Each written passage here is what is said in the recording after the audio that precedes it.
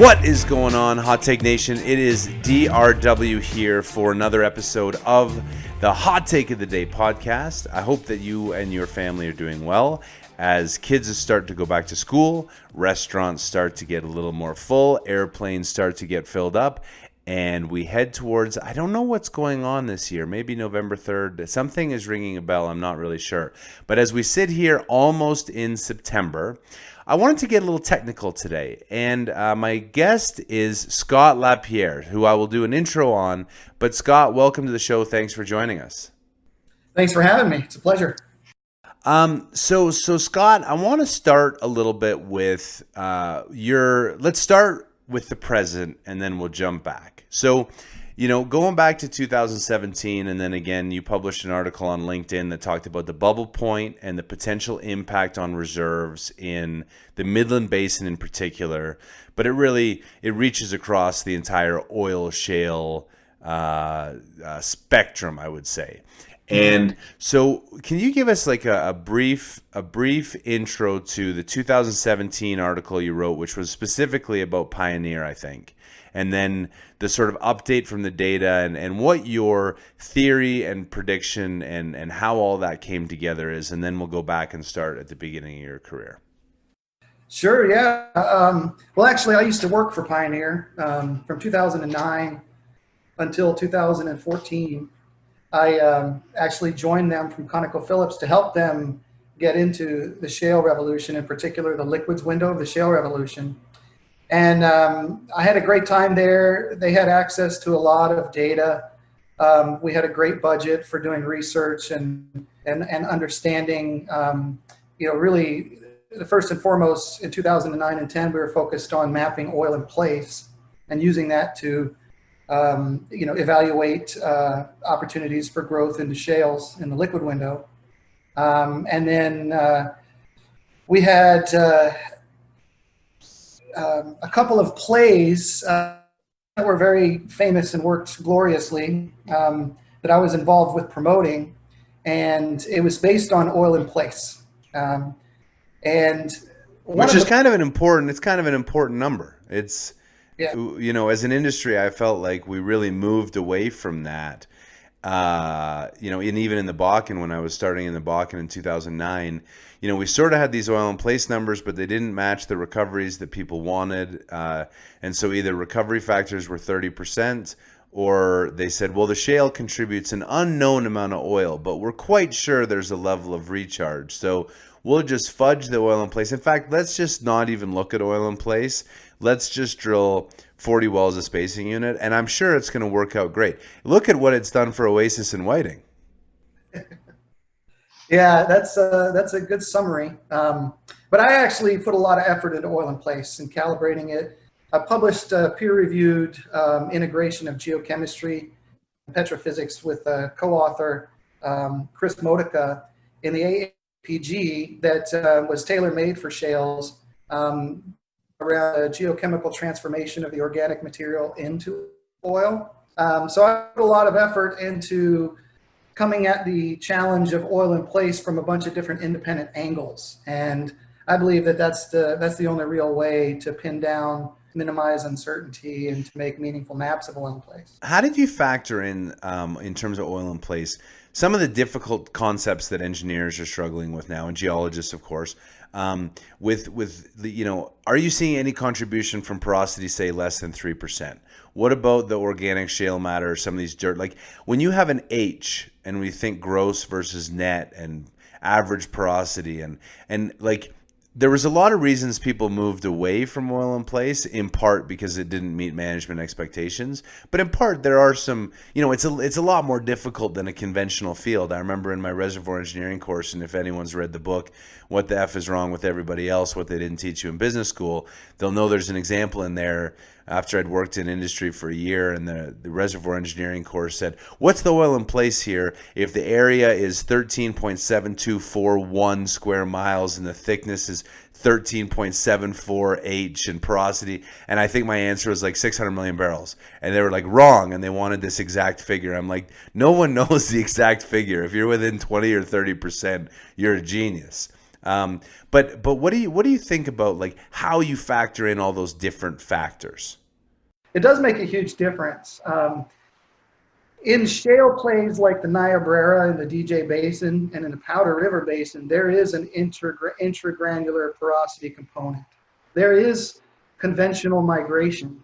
In Howard County in the Wolfcamp A, Howard County in the Midland Basin benefits from what I call quasi-conventional reservoir elements. And that basically means a native non-zero permeability. I'm in the camp, been in the camp since 2007, 2008, that the native matrix permeability shales, like the Wolfcamp B, is zero. Just round it down to zero. And all of the non-zero permeability comes from the stimulation. So in plays like the Niobrara and the Upper Eagleford, you do have some quasi-conventional reservoir elements, but you also have an benefit of a different drive mechanism that is significant, and that's compaction drive. Okay. In my bubble point theory, which we'll get into, we talk about the primary drive mechanism responsible for liquids recovery. In certain chalk plays, pore volume compression is actually becomes a significant component. So as people can tell, this Hot Take of the Day podcast is going deep technical reservoir engineering, geology. And I think, we're going to do our best to summarize a lot of these concepts for maybe people who aren't in the super technical space. But I want to sort of like, before we carry on, I want to talk about, so when you think about what an oil well can do, number one, there is how much is there? And I call this the Coke theory. And I know that Scott might sort of like, it's deeply non-technical, but like if I have a can of Coke, there's only so much volume in the can. It's 355 milliliters. Now, their drive mechanism for this primarily, and we'll talk about compaction because that'll be funny, but the drive mechanism for how oil is produced is through gas bubbles that are at high pressure and therefore compacted. And you can see this in Coke. When you shake it up, you know what happens. The Coke wants to come out as soon as you open it up because the gas bubbles are expanding from a high pressure in the can, because aluminum is very soft, but when you have a full can that's closed, it's hard. So that's the pressure. You alleviate the pressure by opening the can or drilling a well, and then the gas expands rapidly, which pushes fluid. Now, if you've done this as an experiment, if you shake up a can of Coke, the most you can ever get under this normal pressure situation is about 8 to 10% of the Coke will spill out on your hands and your table and your clothing and the people you're with, and it's highly annoying. But that is solution gas drive, and it is the key mechanism for most of how it goes. Now, Scott's going to talk about compaction drive because that's realistic, because the only other way that you can get more Coke is to put secondary recovery on, which would be, in this case, gravity drainage. And see, there's the spillage, and that's how you get a little bit more. Now, I'm sure Scott's going to tell us the compaction drive also has the weight of the rock on top of it. But in essence, think about the can when you're thinking about how does this actually work. Scott, how did my compaction drive, solution gas drive for dummies go? I love it. That was fantastic. I did prepare the... I love it. Even better. Okay, now we're going to see it live because I was just talking. That was the theory. Now let's see the practice. I'm just going to illustrate exactly what you just described. So I have a tube that goes in this cork, and the tube goes all the way down towards the bottom of the bottle. And you can see the gas cap here. And then this is all liquid. And as we lower the pressure, we're going to get carbonated CO2 out of solution, which is going to pressurize the cap. And that can drive our production. I love it. See? And people say that engineers and geologists aren't like that creative and interesting. We are creative and interesting. We got a bad rap. So that's the area. That's the drive mechanism. And I think that is what we believed was primary reservoir drive going into shales, because it's been primary reservoir drive or a very significant drive mechanism in the conventional reservoirs that we came from the last 80 years. Yes. So we've set the context there. Now let's turn to the second point, which has to do with this gas. And, one of the things, if you followed the Hot Take of the Day blog for a long time, that after March 7th, when the collapse of OPEC happened, and then March 18th, when basically the shutdowns started happening, we talked about that with zero investment in oil in the United States, we would probably decline 3 to 4 million barrels a day from a peak of 13 million barrels down to, let's call it 9 to 10. Now, with every barrel of oil produced in the U.S., you have gas. Now, that's in the world, but at different levels. And that gas is the solution drive mechanism. So you need that gas, which is like overcooked oil, to exist in the reservoir to help with production. And so if you decline 3 to 4 million barrels a day, the average GOR is kind of 4,000.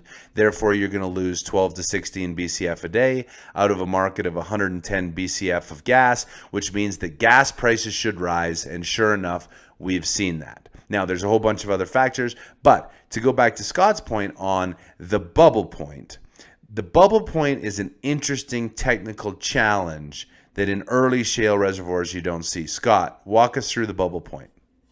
Okay, well, like in the Coca-Cola, you see the liquid on the bottom. What you don't see is the carbon dioxide that's dissolved in the liquid. And oils, in petroleum, hydrocarbon oils, are the same thing. They have dissolved gases in them. Sometimes CO2, but mostly methane, ethane, and lighter hydrocarbons. So when we encounter those in the earth, in the reservoir at temperature and pressure, the pressure associated with being buried underneath miles of rock, that oil contains a certain amount of gas in solution. When the pressure of the oil is reduced to a certain point, gas begins to bubble out of the oil rapidly. And the bubble point is when you lower the pressure from reservoir pressure down to the bubble point, you get the fizzy Coke. You get the CO2, in this case, it would be the methane, the ethane, and other things like that, rapidly coming out of solution. Now, why that's important in my theory and in my viewpoint is that oil is expanding as you lower the pressure, and it terminates abruptly at the bubble point. And what do I mean by oil is expanding? We don't think of liquids as compressible or very compressible at all, but nothing's incompressible. Everything is slightly compressible. And if you just imagine buried under 2 miles of rock is the volume of oil trapped in that pore space, and it's bearing the weight of the rock above it to some degree. So it's bearing 2 miles of rock upon it. So it is under great strain. It is compressed to a volume slightly smaller than it would be if we're allowed to experience a lower pressure environment like the wellbore leading up to the surface.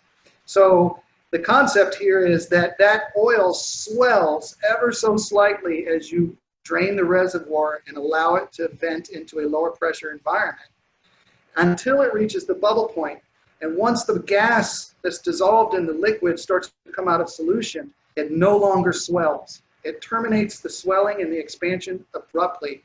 And the theory that I've been working on for the last years, and that's true in the data, is that primary subtle expansion of the oil until it reaches the bubble point happens to be a very dominant drive mechanism, if not the primary drive mechanism responsible for driving oil and hoisting tons of oil up to the surface to become production. Most people think that we suck oil out of the ground, and in some cases we do, but the bulk of the 100 million barrels a day that the world produces, it's more or less pushed to us with force. It's just that in shales, the primary force for pushing the oil seems to be the expansion of the oil, and not the gas drop. Right. Interesting. Now, and why do you discredit the solution gas drive piece? Because again, they're interrelated, right? Because the swelling of the oil is because you have gas in there that's held tight. And then as you relieve the pressure by dropping, and think about a balloon. As you release the air out of a balloon, the balloon gets smaller, but the reservoir stays the same size. So it allows gas to expand and fill a larger space. The gas is still in the oil. So the gas expansion is they're interrelated. The swelling of the oil and the solution gas drive. I mean, it's kind of the same mechanism. It seems very nuanced to say Yeah. that it's the swelling of the oil. Now, the key point that you're making is once the bubble point is hit, and I would make the same point, once the bubble point is hit and gas is no longer entrained in the oil, whether it's swelling or drive mechanism, there is a change that occurs. We're on the same page on that, yes? Yes, and I think you described it in a great way. It is the nuance. It seems like it's one and the same. How the solution gas drive and expansion all occur together, and how can you separate them? On that, I'll just offer two suggestions. One, in order to deplete, if we're above bubble point in the shale reservoir and the primary drive mechanism is expansion, we can only deplete the reservoir through unleashing expansion. So if we come to the point where we can no longer unleash expansion, we can no longer deplete. So we actually have a difficult time drawing below the bubble point because we no longer expand. And I think, I'm not an engineer. I'm just a geologist. But no one discipline has a monopoly on the scientific method. So hopefully I do my science responsibly and I can participate in the debate. But one of the hang-ups that people have is in the conventional reservoir, which this jar of marbles is meant to be the conventional reservoir.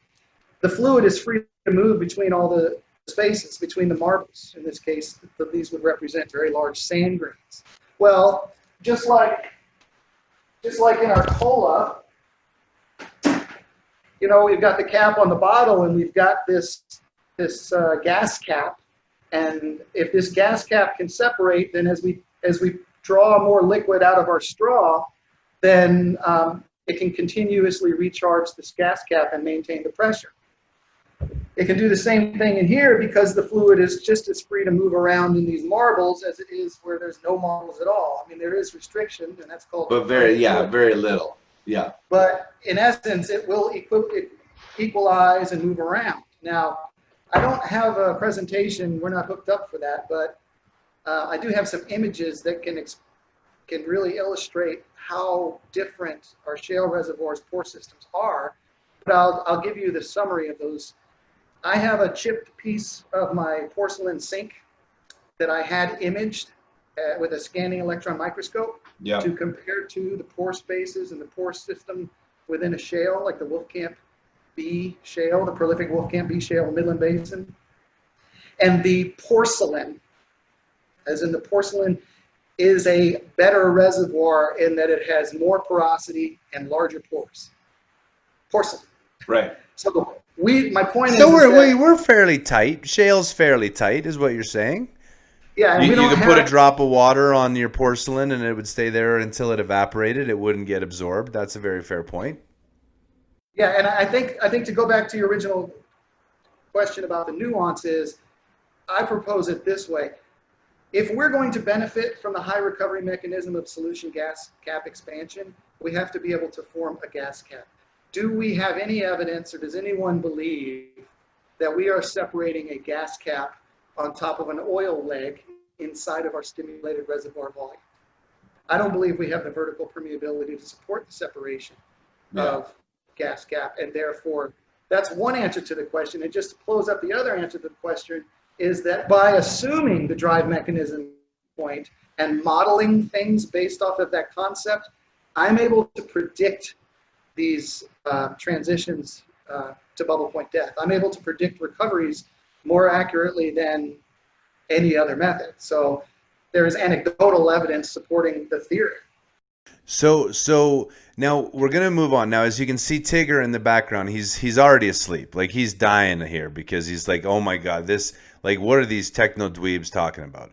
How does this tie back? Now, how it ties back, obviously, is we have these massive resource plays. We have the Eagle Ford, we have the Bakken, we have the Midland Basin, we have the Delaware Basin, we have the Powder River Basin, we have the DJ as sort of the 5 predominant oil shale basins. Now, some, as you know, when I had the show with Goodrich Petroleum, we talk about the Tuscaloosa, different drive mechanism, very different permeability, but for the time being, we're just going to go with the 5. And in those 5, based on how much oil there is and the recovery factor, which is driven by the nuance that Scott and I are talking about, you can predict how much oil should come out. Now, Yes. overlaid with that, you then have a well assumption, which is twofold. Number one, how large an area does a single horizontal well actually drain? And so if you think about a block that's 100 million barrels, is the block a single well draining 1 million barrels, or is it 10 million barrels, or is it 50? Because 10% recovery on 1 million barrels is a 100,000 barrel well, and you would need 100 wells to drain the whole thing. Right. If the block is 50 million and you get 10%, each well would do 5 million barrels, and you would only need 2 wells. And so you work through all of the nuance. So how that ties back to everything that we're seeing and what the U.S. has used as the primary growth engine for energy independence has been shale, which most of which has been producing above the bubble point for a very long time. And we're now getting into wells that were come on in 2014, 15, 16 in the Permian that are now experiencing this change. And so before we go dive into that, Scott, is there anything we can learn from the Bakken and the Eagle Ford, which were developed horizontally earlier, in particular the Bakken, but the Eagle Ford as well as a bit more shaly, that gives us more data to tie out to the anecdotal evidence you're talking about? Yes. So really quickly, the benefit of this way of thinking and considering the bubble point oil expansion as a primary drive mechanism is that it does provide you a way to fundamentally predetermine recovery factor. And if you have an oil in place map, you can apply a map of recovery factor to determine recoverable oil in place to do exactly the exercise you just talked about. How many wells do I need to drain this particular drilling unit? So that's one big benefit of the concept. Now, yes, the oil expansion theory immediately implies that there is a significant upper limit to recoverable oil in place and recovery factor. And so that's kind of a negative connotation. But you do have these new tools. And that's going to be a key for determining the perfect number of wells to minimize parent-child well interactions. And also the problem the industry's had in the last 2-3 years of generating positive free cash flow. We're not forecasting the 3, 5, 6 years out revenue from production correctly. We're never going to offset yesterday's capital with tomorrow's revenue from production. So we're going to continuously fall short on our objectives for positive free cash flow unless price oil rises or we lay off 33% of the workforce. So in the Midland Basin, you said that there's an upper bound recovery factor. I'm curious because we're about to get into the controversy, I think. And the controversy is, again, and everyone knows what I say, hope is not a plan, data is data. You got to look at it and make different decisions. And so, but in your view, what would the upper bounds of a recovery factor be that would make logical sense? Oh, in the Midland Basin? Yes. In the Midland Basin, the highest percentage total recovery factor in the Midland Basin is 11.5%. But there's no oil. There's not a lot of oil in that location. Yeah. And if I can jump back to you asked a great question. I didn't answer it about what makes the Eagle Ford and the Bakken. What can we learn from the Eagle Ford and the Bakken that ties into this concept? The answer is working pressure. I call it working pressure, and that is the reservoir pressure down to the bubble point is the pressure range over which expansion occurs. So in the Midland Basin, you may get in the sweetest part, you may get 3,500 psi of working pressure, but in the Bakken, you get 8,000 psi of working pressure. So in the Bakken and in the oiliest part of the Eagle Ford at 11,000 feet. In Karnes County there where EOG is. Yeah. EOG seems to be in all the best reservoirs, aren't they? They discovered it in 2011. I know. They discovered it in 2011. Yeah, nothing existed before. But okay, so working pressure. The point is sorry, just let me wrap it up. The Eagle Ford has got 6,000 psi in the sweet spot over which expansion can occur, and it has a ton of oil. The Bakken has 8,000 psi in certain areas where pressure can expand, where oil can expand, but it doesn't have a bunch of oil in place. So the two parameters that make a shale play glorious are the amount of expansion that's going to occur and the amount of oil that's going to expand. Yeah, Yeah. it's great. Yeah. And it's interesting because so you talk about the 11.5%, and I think that's not it's certainly not unreasonable, because when you think about the Bakken, as you said, what are the two challenges in the Bakken? Number one, the oil in place in the column.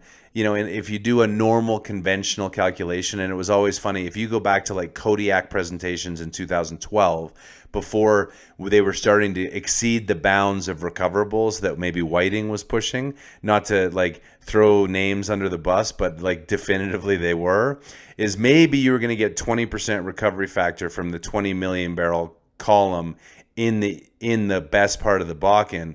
But then in order for Whiting to justify the number of wells they were drilling, they started including much more to get a crazy oil number, and then pushing like 30 and 35% recovery factor, which in my view was crazy. And I know that you and I come at this from a very different perspective, but I gave a speech in 2014 in Denver. It was October 2014. Oil had just fallen through 100, and at the time it was 85. And I said to a room of Denver people, Rocky Mountain people that all worked the Bakken, that this is the death of the Bakken. And the evidence of the death of the Bakken is that Whiting just bought Kodiak in an all stock, zero premium deal, which means there's zero incremental buyers, and that the well spacing that's been being tested in order to justify the valuations, and the Wahpeton pad we came to mind with Continental testing like 24 wells across 4 benches. I said, makes zero sense. Continental just discovered 6 Springer wells where they've had them on for 30 days, and they're ready to throw 6 or 10 rigs in Oklahoma, which is the justification that you will see oil hit 75 and the Bakken will go from 220 rigs to like sub 50. And everyone looked at me like I was an absolutely crazy person. I did not, again, predict that oil was going to hit 30. But as everyone knows, the Bakken never recovered over 50 rigs and is now running at 10 for precisely the reasons of over-drilling, not enough volume in place. People are starting to see the limits of what could be recovered. And so the Bakken has sort of played out in my view. Now, you focused your career on the Midland Basin, and you have been saying very similar things, that because the working pressure of the reservoir in the Midland Basin and the permeability is so poor, that at a 10% recovery factor, or 11.5 being the absolute upper, when you look at the number of wells people propose and the recoveries that people are proposing, that it's quite frankly preposterous to believe that anyone will be able to produce that much oil. Very, very controversial. It certainly impacts the values of oil and gas companies. Did I summarize that well, and how would you expand on that? You did. And it's not, I just want to, it's not, I'm not trying to rain on people's parades. And I haven't enjoyed all of the negative aspects of the controversy. I did discover this concept in real time when EOG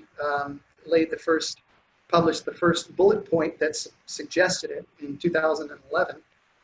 Just that nobody wanted to listen to me. Everybody was so excited about the possibility of flipping their companies, Right. and sailing off to the sunset with a big payday, that even though I was one of the guys that stood on the boardroom table and pitched the Wolfcamp opportunity to the board of directors at Pioneer.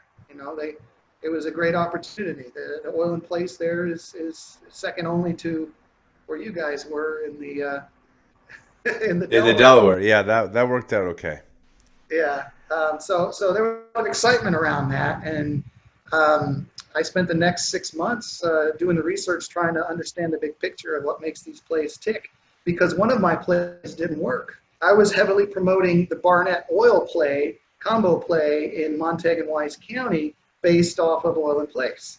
And I had it pinned down, 60 million reservoir barrels, 30 million stock tank barrels per square mile. If you brought it up to the surface, ran it through an olive oil press, you'd have 30 million stock tank barrels per square mile. But we went into that play, and those wells would come on at a reasonable IP of oil and gas oil ratio. And then some of them in a week, some of them in 2 weeks, the best in 2 months, would gas out and go exponential and die a miserable, disappointing death.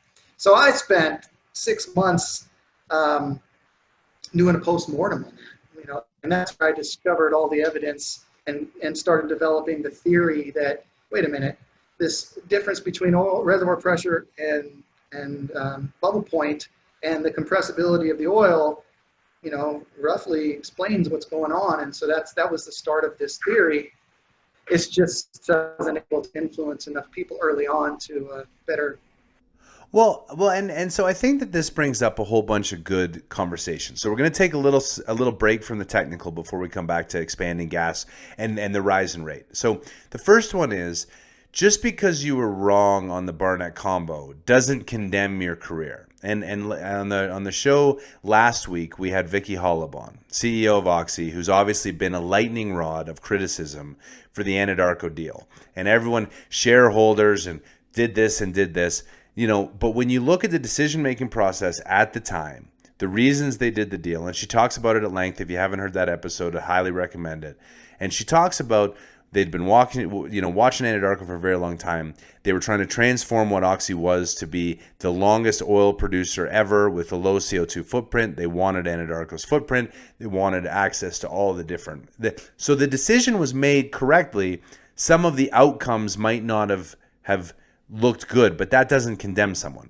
And so I'm curious how you were able to come back from, you have this play that doesn't work, which isn't a condemnation. It was a learning. You did some wells, you spent some money, you found that out. You then developed a theory that arguably is more correct, which then could be applied. But people didn't want to listen because it would be like me telling you Tesla's not worth $2,000 a share because Tesla is trading at like 10 times revenue, and that's not really a business. And then people tell you, well, I'm betting on Elon's brain. That's why this stock trades up so much. And I'm like, I can't tell. I didn't buy it at 300. It's 2,000. Clearly you were right, but this doesn't make any logical sense. But people want to poo-poo everything you say that says that Tesla's overvalued. I take the same tact with what you did. How did that influence your career and your personal and just the pressure of trying to understand it?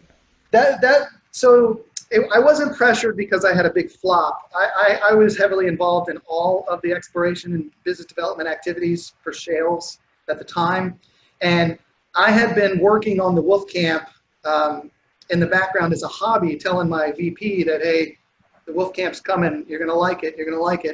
And so as the reality of the Barnett oil window was starting to show itself, I was done with the Wolfcamp, so I wasn't ever hated.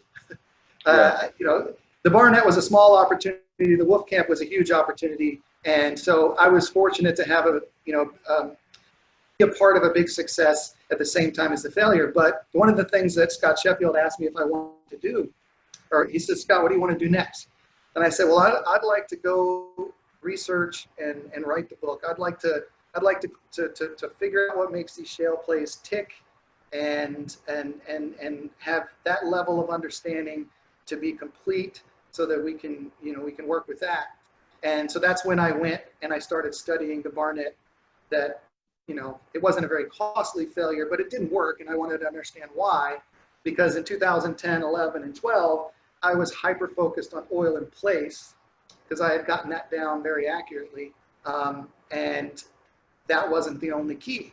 So there wasn't that much pressure with that, but it became difficult when I was able to articulate my findings. It became difficult because you're raining on people's parades. Yeah. Basically my message, and I went on a 6-month internal campaign where I presented 9 times from November 2013 to April 2014, showing all these different data and all these different evidence and showing how we can explain it with oil expansion and how that leads to an ability to predict recoveries. I gave it a good effort, and that was the most pressured part of it. I devoted my final 6 months at Pioneer trying to get this message out, and unfortunately, nobody wanted anything to do with it, so I left the company. Well, and so again, and I want to put this in context for listeners as they think about this, and really, think in 2010, 11, 12. The Permian was being developed vertically. If you had Permian acreage and you were Pioneer, Concho, or Chevron, I mean, for goodness sake, Chevron sold their Permian position because the Permian was like the worst place to be. No one wanted to be there, and it sucked. And I need to put this in context for younger people who may not have been in the industry at that time. The Bakken until 2012, I mean, oil was $147 a barrel. Oil was short in the world. People were going crazy. The Bakken worked and the Eagle Ford worked. And every private equity team known to man was rushing out to test every single play on the planet. And so because of the context around a oil shortage and what was perceived in the US to work, all these companies tested everything. And thousands of companies failed by testing Black Warrior Basin, Tuscaloosa Marine Shale, the Barnett Combo. What's that one in the Raton Basin it was the Mesa Verde oil play or the Pierre Shale. That was a gas play, but Pierre Shale was pretty lean. Yeah. Yeah, and then there was one in Utah, Paradox Basin. I mean, everyone was spending billions trying to find the next oil play because at 147 the world changed. Now, everyone also forgets from historical context that in 2014 when OPEC did what they did and opened the taps and stopped subsidizing the US, at the same time teams had started to figure out the Permian in 2013 and 14 and said, you know what, maybe this isn't a vertical play like the DJ Basin. Let's try going horizontal. And I remember as a side story, I was at Anadarko in 2008 when they put the Wattenberg team. If you were in the Wattenberg team, your career was over, because you were not viewed as a very highly skilled person. You were doing vertical wells, refracs, trifracs, and it was just this little resource vertical play. And they put one of the managers, Brad Johnson, who ended up being CEO, I think now of Ultra, but went over to Ultra, and they drilled the first horizontal well. And I remember talking to him, like, how did that work? He's like, it's actually, dude, it's unbelievable. Like, we got 400 or 500 barrels a day of oil as an IP. Like, we're absolutely killing it. I think that horizontal wells might be the thing. And everyone in the company was like, no, there's no way. That's the Wattenberg field. Like, that is the worst. No. And look at what Wattenberg became. And so that happened in 2009, growing alongside the Bakken. And in 2013, people had done the same with the Permian. Costs had come down. Technology had come up, pioneered by the Bakken. And boom, everything blows up. So now in 2013-14, you were starting to warn, much like someone would warn someone of Tesla stock or tech stocks or Zoom stock and say, this doesn't make sense. The Fed can't print money forever. This bill will come due, and you were early to the party. You ultimately left the company because you couldn't convince people of your crusade, but you were part of a startup that had quite success. Why don't you talk about that? Yeah, thank you. I had some young whippersnapper friends in finance, and we had been buddies for a long time. And he was really excited about the idea of starting a company, and getting private equity money to do so. And of course, at that time, I'm sitting here with this theory that my coworkers, that my employer is not interested in developing further, or not interested in embracing at all. But I realized that, wait a minute, for the first time, like in the history of the oil industry, you can have pre-knowledge of recovery factor. And that's something that we never had. Recovery factor has always been a after-the-fact litmus test or a sanity check for what you think you have in the ground and what you think you're going to be able to recover. But with this oil expansion, with the primary drive mechanism apparently being focused in just one or two distinct mechanisms, you can fundamentally calculate and predetermine those. So it immediately dawned on me that you can make the mother of all treasure maps. You can take an oil in place map, which I had gotten really good at from 2009 until 2013. And then you can multiply it, combine it with a recovery factor map, and voila.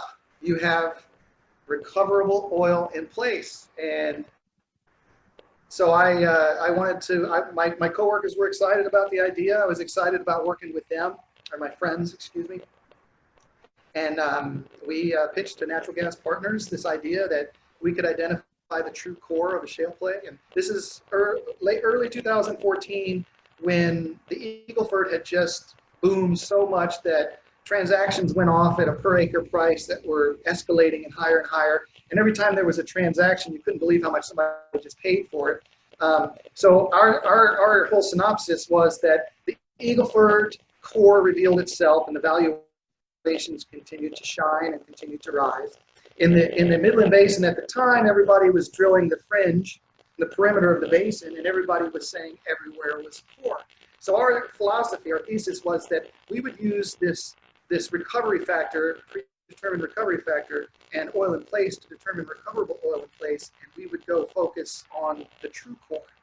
And at the time, believe it or not, the four corners of the Reagan, Glasscock, Upton, and Scott, your mic's coming. Could you just hit mute for a second and see if we can reset your mic? I don't want the static because this is a really valuable story. All right, I muted and unmuted. Okay, there's some static. Let's try this, my friend. If you would just exit the meeting and re-enter the meeting, we'll see if it resets. This is Zoom. This is the work from home culture, and it only impacts it when you are recording and in the midst of a conversation. But that's the cool thing, is there's no such thing as a broadcast organization anymore. Mainstream media is a conglomeration of people working from home, pounding out ideas, trying to have conversations. So we'll give Scott a second to come back. There he is. And sorry about the break. Glenn, if we can edit this out, we might want to do that. And then hit your video in the lower left. Perfect. Can you hear me? Yeah, I can. I think that's better. Thank you. It may have been this. So that could have been it. So you have a treasure map that you can work with, and you have a team of people, and it's 2014 and private equity is flowing. The Eagle Ford looks overpriced. People have been drilling the fringes and enter this concept to go into the Midland Basin. Yeah, so we were able to put together 6,000 acres, not a large position, but we were able to put that position together essentially as close to the core of the Midland Basin as we could get. Core being defined by the maximum recoverable oil in place per square mile. Yeah. And of course, we quit our perfectly good paying jobs when oil was 105, like you were talking about in 2014, and then price of oil over the next 18 months went down to 36. But I generated forecasts. This is something I'm proud of that I don't get to share with too many people because it's super nerdy. No, I love it. My pre-drill exploratory forecast was within 5% of actual oil production after 180 days. First well, middle of nowhere. I had doing predictive data analytics, multiple linear regression, integrating the oil expansion and everything. And our first well came in, it was a 4,800 footer. It was a smoker per 1,000 foot, oil production over 180 days. So we proved up the area and we sold it to Parsley Energy and closed in January of 2016. And again, I think from a contextual standpoint, and people like to use this as the model. So 2014 oil was very high.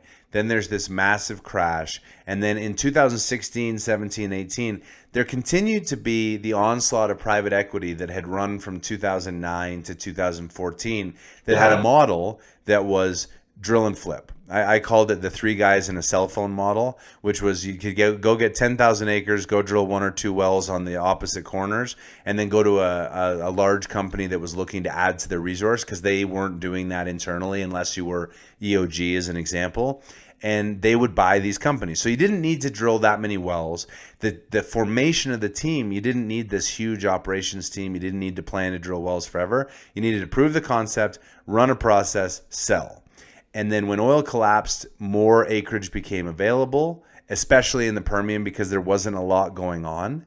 And then boom, flash forward to 2016, you're able to make a sale and the world continues. What did you do after 2016 coming up to that 2017 paper that you sort of called out the potential GOR impact?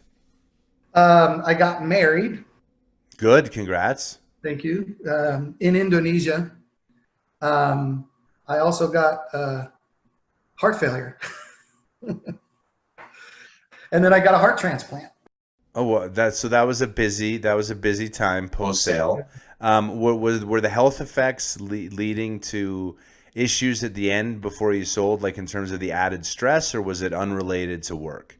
No, there's a little bit of genetics in my family. My aunt just recently got diagnosed with a similar seed problem that I probably had too. But in between jobs, I was 41, and in between Pioneer and Pcor was the name of the company. I took a month off, and I was gonna get out of the sofa and get my health back. Damn it, I'm not gonna be lazy anymore. I'm gonna go get active. And I did all of that. I was doing 2-a-days. I was mountain biking for 2 hours, in the middle of the day in Dallas, which can be pretty hot. And then I'd go to the gym that night. Really, I just got out of the sofa at 41 years old, no blood pressure check, nothing, and just started exercising. And apparently my heart was already failing, and I just blew it up. I mean, it enlarged, and it became I was going backwards. So I got diagnosed in July of 2014 with congestive heart failure, which I never knew what that was. I just looked at the doctor and I said, I don't know what that is, but you ought to consider rebranding it because that sounds horrible. Right, right.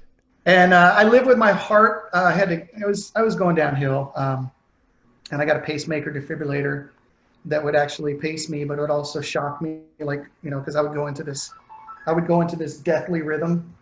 And I was at risk of dying from ventricular tachycardia. But I didn't have a heart attack. I didn't have cholesterol problems or anything like that. It was just my muscles started failing. My aunt's got the same problem, but she's not in heart failure because she never just got out of the couch and started sprinting. Right. Well, it's interesting. You talk about the shock. I'm sure a lot of people, for both you and I, would love to have some sort of device that they could shock you on call when you say things that they don't like. They could just make you shut up. It would be like the mouth control piece or something like that. But so you had a sale, which is great, and then you continued to evolve the theory. And again, I mean, I think that the key point here is the theory is unpopular because specifically it says that wells will not produce what they need to be economic. At the core of it, a $10 million well that's 200,000 barrels doesn't pay out. That's not true. Okay.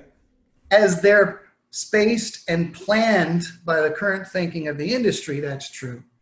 But the theory doesn't kill oil shale. It shows you how to make money drilling oil wells. So one of the things I also, after I left that company, I started Shale Specialists to try to consult and offer these services and to people, other customers. Well, the thing is that it's not killing the oil shale revolution. In fact, there's a couple of companies that I'm trying to approach to show them that we could rather instantly transform their development program into a cash flow generator.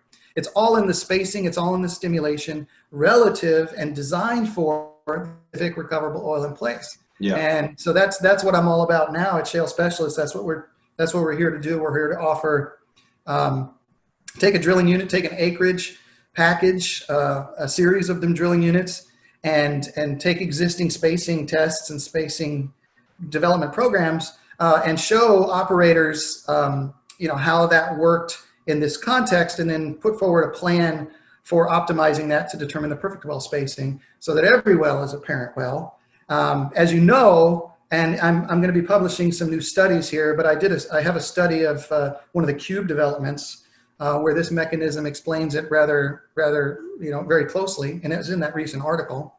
Just a brief mention, but I'm also doing the Dominator pad. Yeah. And I also have done the whole northeast of the far northeast play area of the Niobrara up there, away from Wattenberg Field. You know that popular area. So I've done studies there. That's High Point is working up there, if I'm correct. Well, High Point is where EOG originally was with the Jake well. Yeah. Noble's got a big position up there. Okay. We get to that. I mean, again, and I think that this is the important piece. We get to the same place, and you and I have been opponents of well spacing for a very long time. And so for those who've ever encountered me in my career, you know that for a very long time, I thought the Bakken should be 2 Bakkens, 2 Three Forks, that each well would be much, much larger, like million and a half barrels. You drill 4 and you're done. But drilling 4, as we've seen in the slowdown, people realize that you don't need as many people when you're not investing capital. And so to just go drill 2 wells, and have this EUR that produces forever doesn't give people the juice. And so we wanted to accelerate, and we built this whole case around, well, if we drill 4 and 4, maybe there's some parent-child interaction, but the loss over time will do this, and so net economics will work out, et cetera, et cetera. And now we're in this place where we've drilled so many wells at such ridiculous spacing. The Dominator pad was something I wrote about last year.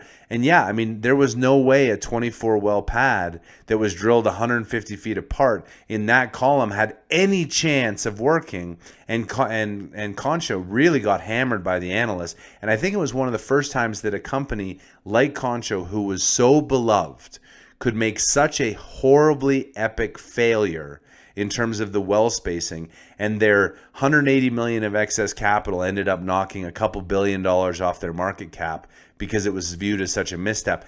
And that really was the beginning of the end, in my view, of the distrust. There'd been ESG and there'd been oil price issues, but fundamentally, analysts were saying, whoa, you spend billions of dollars and you can screw up that badly. And I didn't think they did a very good job covering it up on the conference calls. So interesting. So one mistake or one experiment, I'll call it, trial and error experimentation to determine optimal well spacing can be extremely capital destructive, as is the case there, and with the Encana Q. And that's what our whole mission now primarily is focused on, predetermining the optimal well spacing based off of this fundamentally derived recoverable oil in place. Well, and I mean, and again, I think it's interesting because, like, hindsight's always 20/20, and like you with the recovery factor and bubble point issue, and me with spacing, but less so. Certainly, after we sold our company, I was very loudly advocating that we were drilling too fast, using debt. We were in a crisis of balance sheets, and that wells were spaced too close together. And so, of course, hindsight being 20/20, everyone's like, "Wow, you were right." I would say for you that because you're still doing projections, so it's one of the things I wanted to talk to you about your bubble point paper that had me invite you on, was one of the key assumptions is that in order to get to the recovery factors that you're saying, and I think in your paper you say the recoveries might be 40% less than the base prediction, comparing a 7% terminal decline to a 24% terminal decline. And so I think that just on the surface, that would be the thing that causes the most controversy. Is it's like you're still predicting that we're at like terminal decline today, and that if 24 goes to 23, between 24 and 7 there's a lot of uncertainty, and you might very well be right, and in 3 years we'll know. But right now, projecting a 24% decline when everyone else in the world is using a 6 or a 7 in their SEC approved reserve runs and in all their economics, that single point is what makes it hard to want to believe you.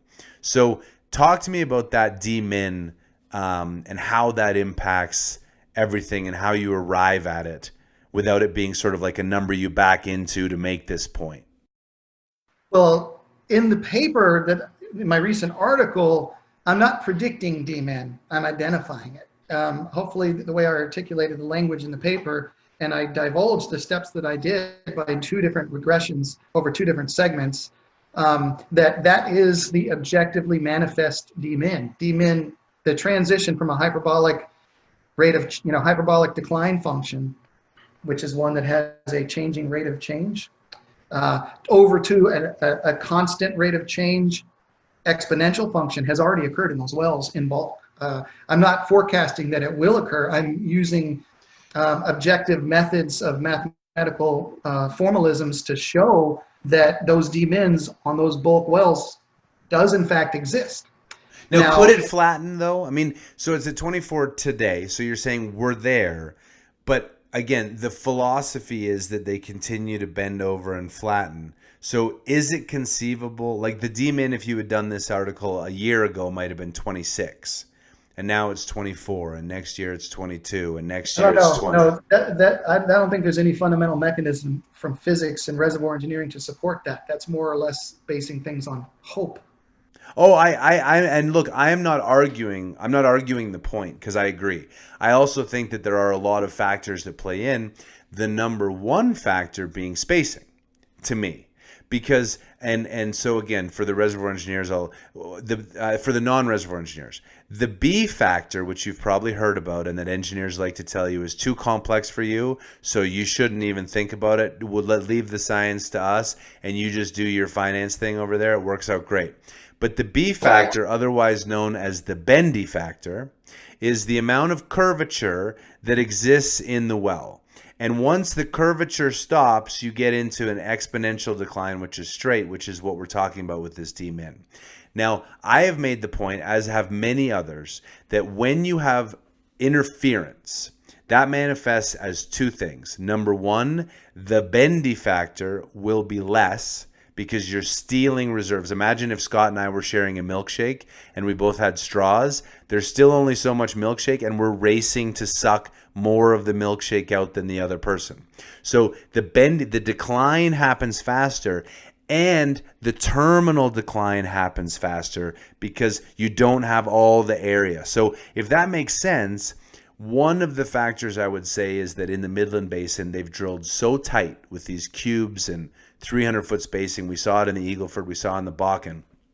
You don't have this reservoir feeding you, so the bendiness is massively down. And then people would call this parent-child interference, but they don't like to quantify, although Tudor Pickering did a wonderful piece of work that ended up in Bloomberg about a year ago, where they talked about like 70% or 60% of the parent well EUR was being impacted by these tight spacing. So in all of those cases, we get there, and you and I would both say if you widen the spacing, your D-min would be much lower, but you would drill a lot less wells, like a lot less wells. They'd be more expensive wells. Because you'd be trying to put a bigger frac into them? Yes. Because you're trying to expand the area that one well could drill. So they're a $15 million well with these massive fracs that stimulate all this, but then you're not drilling a whole bunch of $7 million wells that are competing. So exactly. And one way that makes that possible is ask any of your completion friends, completion engineers, like in the Midland Basin, for example, how many stages do they screen out? How often do they screen out? And in other words, how often when they stimulate a particular stage to pump the water and the sand into the rock and frack it, how often are they shutting down that job because they are unable to put more away? It's very rare. These organic rich rocks actually yield quite substantially, and so you can put a lot more sand away than we are putting away. Right. Plus, I mean, and again, in the cost management that really came out of 2014 and really, I think, separated the science of this, was that it was so expensive to get coil tubing to clean out after a screen out that engineers were taught the only thing you don't want to do is screen out. And so, again, were we maximizing the recovery per well? Absolutely not. Were we theoretically maximizing the recovery per spacing unit? Yes, but we were using the parent well reserves to determine the total recovery of the unit. And again, I give huge credit to Lynn Peterson at Kodiak back in 2013, 2014, because Kodiak was talking about the interference. And they would talk about if you drilled 4 wells versus 6 wells versus 8 wells versus 10 wells, here was the recovery. And at a 10% NPV, they had a maximum cost curve. It's one of the, I like Lynn for a lot of reasons, and I think he'll be great for Whiting because obviously of his pedigree and experience in the Bakken. But they were talking about this in IR presentations in 2013, knowing that there was a definitive limit, but you really don't hear about it elsewhere.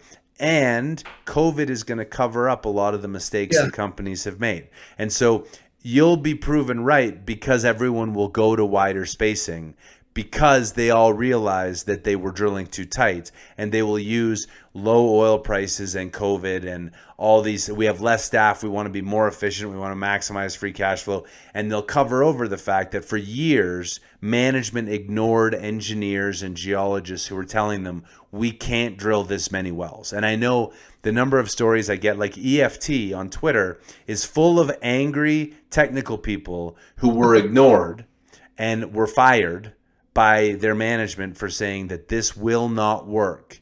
And now they're proven right, except that it's going to be covered up by the sins of our entire society. Yeah. Can I go back a second? Please go back. Those are all wonderful points, and I like the way you describe things. But to go back to predicting the D-min. So one of the areas of controversy, as I try over and over again to integrate with reservoir engineering and the proper academic authorities in reservoir engineering, is their entire world is based off the science of flow through porous media. And that again is the math describing viscous fluid flowing through permeability under pressure and all this sort of thing, like a jar of marbles. And the biggest problem they have with my work is I claim that I can predict D-min because it represents the achievement of bubble point across the bulk SRV. And in flow And SRV is stimulated reservoir volume for those. Yes, who don't it's the know volume of SRV. rock that is no longer zero permeability. That's the way I like to describe it. That too is controversial. But so what they have to have in their math is that the transition from a hyperbolic decline over to an exponential decline has always mathematically been associated with the transitioning from an infinite acting reservoir in the beginning where you can't sense the size of the reservoir over to boundary dominated flow where now the boundaries are known, the pressure has been depleted out to the boundary is manifest, and now it's a tank that's depleting. So for reservoir engineers, their biggest pushback with my philosophy or my theory is that they have to have boundary dominated flow transition be the appearance of D-min. The constant rate of change, exponential terminal decline in their world is the transition to boundary dominated flow. In my world, it is the bulk achievement of bubble point, the termination of primary drive mechanism, and the abundant appearance of mobile gas that's now competing with the oil to exit the reservoir. So one of the things that I guess is on me is I need to be able to connect to show that the transition to bubble point is also identical to the transition to boundary dominated flow. That will allow people to get over their hang-ups of conventional thinking and start to embrace more of my technical philosophy. Because what I do now, and when I've been successful at it, is that I can calculate the recovery factor to the bubble point. And whatever barrel is produced at the bubble point, in other words, when I see production in an old well that has transitioned to constant rate decline, I'm determining the bubble point at that point, which means as soon as I see that, I know what my stimulated oil volume was. The volume of oil in my reservoir, I can know. So if I have 100,000 stock tank barrels at the point from hyperbolic to exponential decline, right, where D-min shows up, and I have a 5% recovery factor on 100,000 barrels, I know I just stimulated 2 million barrels. So let's oh, sorry, I didn't mean to cut you off there. Well, I was just going to say, so one, in using this oil expansion theory, you can predict these transitions. I'm able to predict them. And I want to say this without being arrogant. In the past 4 years, I've seen no predictions of such 30, 40, 50% D-mins other than mine. And the data shows that I have been more correct than incorrect. Right. And so it's difficult to be pushing against the grain your entire life, but hopefully people will take interest in this philosophy because it's making predictions no one else can make.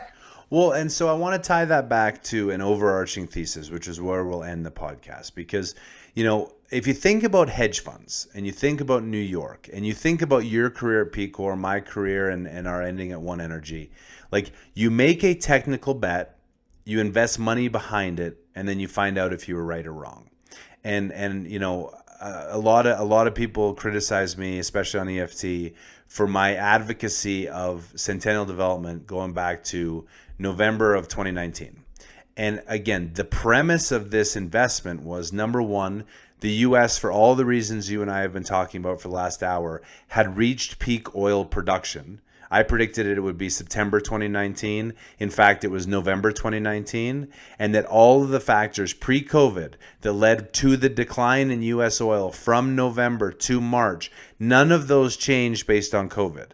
That was all based on the steep declines that you and I are talking about, that we've lengthened all the wells to the maximum we can, that we've used debt that was no longer available, and it was no longer possible to grow. And therefore, the U.S. was going to decline 1 million barrels a day, and the world expected 1 million barrels a day of growth because they would pay attention to reports from Rystad, which was saying, you know, we can grow this mother effer to 20 million barrels a day. So my thesis was the world was going to be short of oil. Therefore, oil was going to be 60. Therefore, at a relative value, you want to pick the companies that made sense at 60 that were relatively undervalued and would be bought. And Centennial was that. Now, as we've seen, demand destruction, blah, blah, blah. I was wrong. And the new theory is that there's so much oil in inventory that there's probably 1.5 to 2 years of selling oil that was sold to banks and stored in caverns that will flood the market every time the price goes up. And that until declines happen, you're not going to see this natural state of what oil should be at the marginal barrel, which is 40 to 45. And therefore, if it takes 18 months to 2 years to clear out this inventory, then U.S. shale companies who have huge debt, even if their assets are good, they might also not survive, and many will declare bankruptcy, which means their equity value will go to zero. And then overlay on top of that, what you're saying is that their reserve forecasts are so overstated because of the fundamental assumption of B factor to terminal decline of 7 and not appropriately factoring in parent wells, especially on the future undeveloped locations, that at the core, all oil and gas companies as an equity value are overvalued, and therefore I am short the sector. And so the way that I make my money, since the hot take of the day doesn't pay very well, it does cost me something though, is that I am short energy as my primary investment thesis because I believe all stocks have to fall 50% before they become attractive. Yeah. So I'm curious how you take your theory and apply it to something practical in terms of an investment thesis that doesn't rely on others to have you come in and tell them that their technical staff is wrong. Well, so I haven't quite figured that out. I have workflows that can help all those people, those operators, transform their development and their capital efficiency and generate returns. But I do have 2 patents on forecast improvements that I hope to be marketing soon.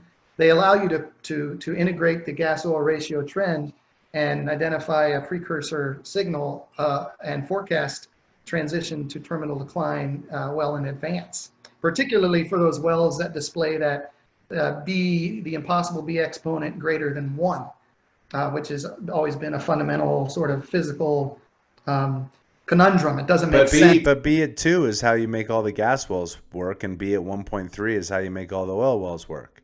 Well, for all those oil wells, well, that's how you make them work in the forecast with the 7% demand. But this simple modification to ARP's decline curve analysis by incorporating GOR is a wonderful handy tool where you can predict the demand in advance based off of the relative trend escalation in the GOR relative to the oil decline.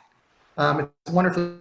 People are going to love it, but it requires an industry that is open to forecasting 25, 50, 42% demits. But to do that, you need to effectively have all management existing today admit that they're wrong. Yeah. And that is the core issue with contrarian views. And Yeah. I think the ironic thing is you and I come from a very different, like we're the same in terms of that we're both contrarian, we both look at data, we both have a theory, and then we explain it. And 95% of the world doesn't like it. And I would use the same logic for COVID. I'm not an epidemiologist, but I looked at the data. I've spent a lot of time researching the data. And I think that what I was saying in March is now showing to be more correct than not, that like when you exclude the death with COVID from death of COVID, everyone's been doubling down on this horrific fear and everyone's dying, but it's like 50% are in nursing homes, which last time I checked, people aren't getting off the couch in a nursing home, running a marathon and adding 50 years to their life. And the rest have comorbidities. I'm sure congestive heart failure is as scary as that must be for you, but like that is a true medical issue. And most other people are massively healthy. Like these college students, they're super healthy. They're more at risk from herpes and STDs and drug overdoses and being caught by their boyfriend cheating and being like, whatever. Those are risk factors to college. Cheating in school, failing out, running out of money. These are the things the kids are worried about. They're not worried about COVID, and we're freaking out because they don't wear masks. But anyway, I understand your point on the contrarian, and you understand the challenge in that everyone has to basically say that they're wrong, which is why you and I are probably more attractive to the New York hedge fund manager than to oil and gas companies, which is what Tom Lawfrey, who was on the podcast, or Lowry, he built a career out of saying everyone's lying to you. And, Harris Kupperman, same thing. Josh Young, same thing. Everyone's trying to find the way to make money off their thesis, and people don't like bears. Well, here's a way to do it. I do understand that people have to admit they're wrong, and eventually they will, right? The data is in. We haven't generated free cash flows. The gig is up. All right, so let's fix it. This oil industry is a fascinating industry. I love it to death.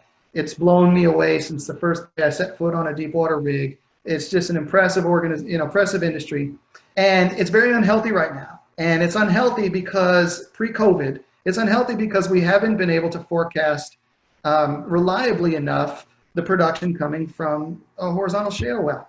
So, a lot of people have lost their jobs, and the sooner that we can regain investor confidence by forecasting more reliably, more accurately, and generating free cash flow, the better we are off as an industry to restore health and sustainability to this wonderful industry that I love. So I'm hopeful and optimistic that I continue down this path, and as the data unfolds, that people would be more open to and allowing me to help them or to get these tools out there so that they can help themselves. Now, you mentioned Centennial Resource Development. I've been trying this as an example. It is difficult being a contrarian, and maybe my personality doesn't help me as much as it could, but I've been trying to reach out to Centennial Resource Development for a long time because I like their northern acreage, as I know you do too. I know, they bought it from us. And I'm quite confident that by applying these technologies that I have, that we could go in there and instantly transform their some of their acreage into a money generator at any oil price. Yeah. Not at $10 a barrel, but I believe they have the quality of rock, and I believe that I have the capabilities and the track record to be able to space that program and stimulate that program so that they can make money at 40. So we can make a 25% rate of return at $40 a barrel. And because we're not going to be stealing from parent well, we're going to be able to make that kind of return over, 11 to 30 years instead of 14% over 5 years. Yeah. So if you have any connection with Sean Smith, is it? They didn't want me on my board on their board when I started my campaign. And in fairness, I have sold 95% of my stock in that run up in April, which was really when so I'll give BRV credit from Twitter. I know he made a lot of money in shorts in March, and he and I had many debates on Twitter before I went off in March around the investment thesis. And I was saying 95% of companies were overvalued. Centennial, in my view, was one that wasn't at 60. And he was like, dude, if you think 95% are overvalued, why don't you just go short? Now, he was more correct than not, because in that window is also when OPEC fell apart and the crash happened and he made like $4 million. You can hear about that on the Digital Wildcatters when they interviewed him. But after that run up, and I said, you know what, there's no point, there's no investment thesis now at this price to hold. So I sold 95% of my stock at 215 and went short the industry. That was my reversion and my lesson, that I like to be right, but the way to win is I have to be right on the 95%, not the 5. And my investment thesis, I realized I wasn't as pessimistic as I thought I was, because I decided to go long the 5% that made sense instead of short the 95% that made no sense. And so I have subsequently changed, and hence why I'm much more cynical these days than I used to be. Can I ask you a question? Fire away. Me feedback. With that recent article and the data, how am I doing? You know, you can obviously tell my mission is to get the truth out there, and also to affect change, and also to help the industry. I mean, maybe it's not so clear in that article because I'm not advertising anything, but my goal is to help the industry get on the right track again and make reliable forecasts that regain investor confidence. Of course, the big hurdle is acknowledgement. And now I have been in this battle. I haven't enjoyed it. I don't like losing all my friends. I really haven't enjoyed it. But you know, I'm doing what I feel is right. I'm doing what my dad raised me to be. Well, Scott, to answer that, the challenge in humanity is, and a very good friend of mine says that, and this is going to sound offensive to some people, but those people probably still aren't listening, so it'll be okay. But like 95% of the world are C students. And many of those C students end up being very good politically and moving up the ranks of companies and now run them, have huge salaries and massive options. And so no matter how you paint your message, the unfortunate thing is it would take the CEO of a company to say that I am running a company that is wrong, and that fundamentally I am still worth 3 times more than I should be. So shareholders, you must accept that my stock, now trading at 50, needs to go to 15 for us to embrace what you're saying. And so hope remains a plan, because once that happens, they're better to go through bankruptcy and get a $6.4 million payout from the board 3 days before it goes, and then get fired because you're not actually that important for the go forward. But that person made money. And this is nothing against that person or any one person. It's just human psyche is get as much toys and money as you can. And but we gotta hold that guy responsible at this point. We do. We need to hold him responsible, because think about all the people who have been unemployed because that CEO won't admit he's wrong. I 100% agree with you. And herein lies the cynical piece I have around the world is look at these companies, these tech companies that trade at 200 times earnings. Like Elon Musk said when their stock was $800 that they were overvalued. The CEO said, we are not worth this. And yet they're trading at 3x this, because you get greedy people who aren't interested in holding people accountable. They're interested in making money. And it's why I've said for a very long time that the oil and gas industry is underloved, not because of ESG. No one cares about ESG in the investment community. They just say they do. What they really care about is there money? And I think enough hedge funds know what you know and know what I know, which is there's not a good chance that many of these stocks should go up. They should, in fact, go down. And if I want a really good excuse as to why I'm not on the Exxon train going from 40 to 60, if that's what it does, I say I can't invest because I'm really worried about the carbon future. But I guarantee you if Exxon or Chevron were trading at half or 2/3 of where they're at right now, there'd be a whole bunch of investors that would flock back. So, how are you doing? I think you're doing great, and I think your message is correct. The challenge is that it shakes the core of everyone who holds the gold, and he who makes the gold has the gold makes the rules, and they don't want you to be right. So is there any momentum in the direction? I mean, to me, the response to this recent article was tremendous, very positive. I had some comments from people who aren't the kind of people that would publicly get out there and make a comment, which encourages me. I'm getting pretty tired Yeah, You know, I may be get paying it. it out pretty soon. I don't really, you know, I'm questioning how much of this is worth it. Right. Um, but you know, hopefully, I'm still optimistic that ultimately, at the end of the day, these companies have to forecast correctly in order to get funded. And when they want to do that, I have all these wonderful tools that I've been developing for 7 years that are there to help. So if there's any companies out there that are listening and they would like to seriously address regaining investor confidence, there's companies out there that you could be profitable today. I'll make you a personal bet that I can transform your program into a moneymaker at today's prices. Some of you are fucked, Yeah. but some of you are okay. Yeah. You know, Well, so and if I call you, pick up the phone, put your pride down, take the call. yeah. Well, and again, the goal, I think if anything we've learned from the COVID lockdown, the goal is not actually profitability.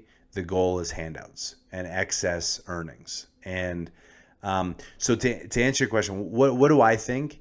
I think that the oil industry in the United States is 2 to 3 years away from the reckoning that is required, because until everyone goes bankrupt and until the existing management teams of those companies are displaced and new investors are coming into the industry and want to buy real rock and real returns and can accept that they can drill, 4 wells on 1,000 acres, and they're going to deploy $30 million and they're going to turn it into 60. And it's not a huge sexy game, but it's a real business, and it's private families or it's whoever. Those are the people that are going to want your services, my services. But for the people who are trying to survive to avoid bankruptcy, they hope that prices go to 60, that there's a war in the Middle East, and that they can get back to drilling wells so that their base underlying decline is not shown. And so, I feel your pain because I have had the same experience over the last 18 months where I say, why am I beating my head against the wall as a volunteer education platform with a blog and a podcast to try and have data looked at? And it's not just oil and gas, it's all forms of the life. Look at data, make a thesis, make a call, and be transparent in it. And yeah, there's many days I wake up and say, why am I doing that? I just want to disappear and not experience the pain, because I'm not popular when I go to oil and gas conferences, and it's hard. You lose a lot of friends. You take a lot of trolling. A lot of people like to come out for the woodwork and criticize you for your views, but they're not putting views out there. So at the end of the day, it's about how do you personally live with yourself. I get a lot of joy out of the people I do interact with that have been supportive of this. And so I find the trade-off of the trolls versus the people that might not know stuff like this, I love. And so to you, I would just say, if it makes your heart happy, it's worth doing. And if it's making your heart not happy, it's not worth doing.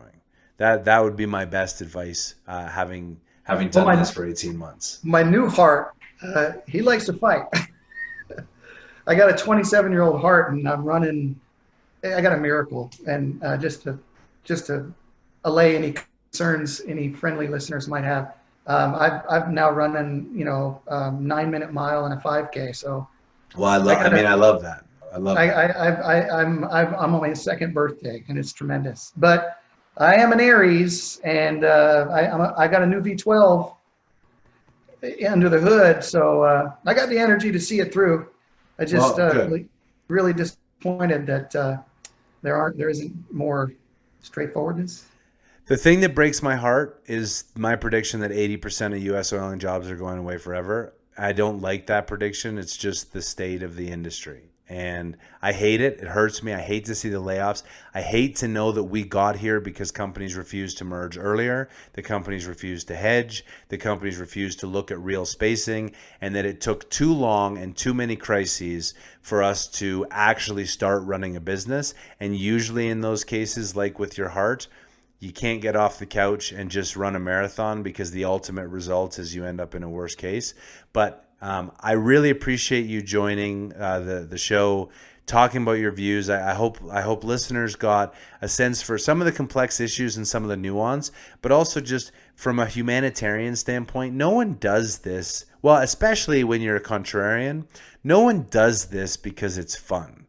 They do it because it's right. And so I think as we look to the elections, which I alluded to at the preamble, is that there are politicians, whoever they are, that are doing what's right, not what's popular. And those are the ones that, even if you disagree with them, deserve our vote. And I use Winston Churchill as a personal idol of mine, and I think there's some great information out there. He was very, very hated for most of his career. But when the war came and the country needed someone to look to, Winston Churchill was the guy, because even if they disagreed with him, they knew what he was doing was right for Britain. And I think that we really need to reflect on the leaders that we choose in companies, in our personal life, and in government, and say, are you willing to do the right thing even when it's hard? And if you are, you're someone I want to vote for. So Scott, thank you so much. I'm glad that the heart's working out. I'm glad that you're running. It was nice to spend the hour and a half chatting with you, and I look forward to following you for the next couple of years and see how the battle goes, okay? Yeah, thanks for having me. It was a great experience. Appreciate Awesome. it. Okay. Well, until next time, everyone, be safe, be good, have a great day, and bye for now.